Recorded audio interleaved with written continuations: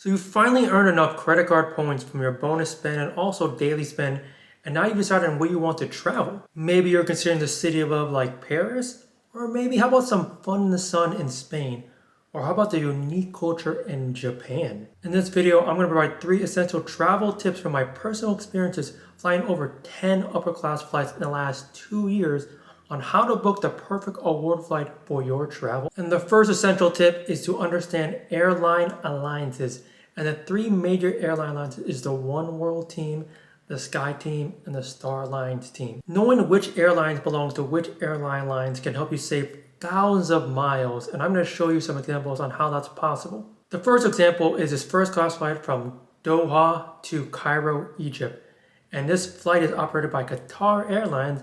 And you're probably thinking the cheapest flight must be from Qatar Airways, right? Well, let's dissect this. If you do not know, Qatar Airways is part of the One World Alliance, meaning you could compare award points between Qatar, Alaska Air, American Airlines, Finnair, and British Airways.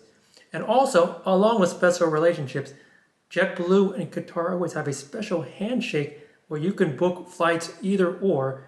And also another example is when you can share points between Virgin Atlantic and Air New Zealand, where you can use Virgin Atlantic points to book flights to New Zealand. For the first example, with Qatar Airways, it's going to cost you $76,000 Qatar Airways Avios with $76 in taxes. How about One World partner Alaska Airlines? It's going to cost you only 15,000 Alaska Air Miles with about $50 taxes. How about American Airlines? Well, how about 30,000 AA miles with a very low $30 in tax and fees? Is British Airways cheaper? Well, not exactly, but it does cost you 39,000 British Airways Avios and about $100 taxes.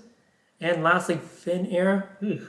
It's not even showing that first class flight, so that's not even an option for this example. And lastly, how about JetBlue? As I mentioned with that special relationship, it's going to cost you 29,000 JetBlue points, but the taxes I can't provide because you actually need all the points in your account to see the full booking. So that's kind of interesting. So overall, as you noted, Qatar Airways actually isn't the best airline for the best bang for your buck for your airline miles. As you can see, Alaska Air is one great option with your 15,000 Alaska Air miles, or British Airways with 39,000 British Airways Avios because of you can get those miles from any credit card issuer. Either way, by booking one of these airlines, you're saving 50% or more airline miles by booking through these avenues. And FYI, for this flight, I actually booked this flight next year from Doha to Cairo with Alaska Air Miles. Anyway, on to the next tip. The second tip is to be aware about plane products and models, as this tip mainly pertains to business class and first class, upper class flights. So if you're considering a economy flight or a premium economy flight, you can actually skip this step and go to the next one. Have you ever heard the saying that business or first class flights are not created equal? Well, maybe you have, but if you haven't, I'm gonna explain why that actually matters so much. So for example, let's say you have a route from South Korea ICN to Paris to go CDG, and you're thinking of flying Air France, and you're like, is there a difference between Air France or Virgin Atlantic? Well, yes, everything. Literally from the name, the experience, the seats, the food, the airport lounge access is totally different between both airlines. So for Air France, like I did last year, you could be flying the Boeing 777 where everything is totally different. From the luxurious seat design, the cabin lights, the different types of food, and the different airport lounge access you get in Charles de Gaulle or South Korea. Whereas with Virgin Atlantic, it's just as I mentioned, different in all aspects with food, airport lounge access, and seat. As Virgin Atlantic provides a more relaxed experience with the seat as shown here as I flew last year, and the customer service is very lax and comedic as well. And the food isn't anything to brag about, I'll be honest. So depending on the model, you may get a bar or lounge in the sky in the airplane. And especially if it is Virgin Atlantic, if you fly out of their home base in London Heathrow, you get a private security check. And of course that applies when you fly Virgin like upper class. Let me give you an example again where I had a dilemma where I was flying to Italy last year and I had a choice of flying from Milan, Italy to America. And mainly at that time I had 2 choices in 2 airlines for upper class. Either it was ITA Airways or Emirates. At that time, ITA Airways was flying the Airbus A330-200, which was an old product and an old plane in general. While the food was very tasty, I really enjoyed it, everything else was just very subpar. From the weird colored seat to no airport lounge access for business class. The funny thing too is as of January 8th this year, that route from Milan to JFK actually was canceled by ITA Airways. It was noted as not profitable. Whereas if you fly Emirates back home from Milan to America, you're flying the iconic Airbus A380-800, and their business class product is tremendous.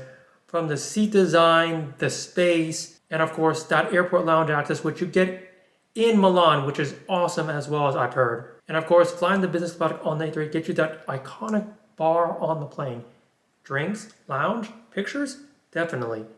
And if you want to move to first class, you can get a shower up to 5 minutes in the sky. So I'm not expecting you to learn the difference between Airbus and Boeing, but just be aware of the plane, the product, and the routes you're flying to get the best experience in the sky. And for my recommendation, use seat tools that are all over the place on the internet, such as SeatGuru or Lopa, or what I do a lot now, which is basically book a dummy cash booking. Because when you do that, you can see what kind of seats are available and the layout to make sure you're getting the best possible experience in the sky. Well, if you followed step 1 and 2, you finally booked your seat and you probably think you're done, right? Well, not exactly. You're definitely wrong about that, since this step can be applied to all fares. So, when you book your ticket and you want to choose your seat, you may just have to grab what's available, and it may not be the seat you actually want. So this tip is very simple. Set up a routine, check daily, a couple times a day, weekly, and try to find that seat that you want with that airline that you're flying that fare with the caveat that you're choosing a different seat position within the same class fare, meaning that you're not looking for a different seat if you're upgrading from premium economy to business or vice versa. And for my example recently, I flew Japan Airlines premium economy, and I'm not gonna lie, I booked the flight late, I chose the seat late, and I got the seat 14, which was not the seat I wanted. But by setting up a routine and checking daily, literally the day before my flight, which I'm showing here, I got the seat I wanted on premium economy. And it was a great seat because it was an exit row, which means I got even more room to stretch out my legs and have a great time flying to Japan. Or how about my most recent experience flying Singapore on the 777 Boeing from Frankfurt to JFK. Originally, I booked the seat number 14 because, that's what was available. With a quick tip that Singapore Airlines offers bulkhead seats on their business class product for no charge, as long as you do due diligence and check to see if it's available when you check in your flight. And the bulkhead seats for Singapore Airlines, obviously for the 777, is seat 11 and 15. So as I noted with my first example, I kept the hustle on, I checked and set a routine, and by the check-in came, which is within 48 hours, I was able to select the bulkhead seat for myself, seat 11, and 15 for myself and player 2, and we enjoyed an amazing experience on Singapore Airlines, as the bulkhead seat is so much more roomier than a regular seat. And feel free to check out the difference between the bulkhead seats and the regular seats with Singapore Airlines business class. So those are the 3 essential tips that I've done personally, and while there can be more, definitely write it down, take notes, and let me know what you think about these tips in booking the perfect award travel flight going forward. Anyway, make sure you hit that like button, share, like, subscribe to my content going forward.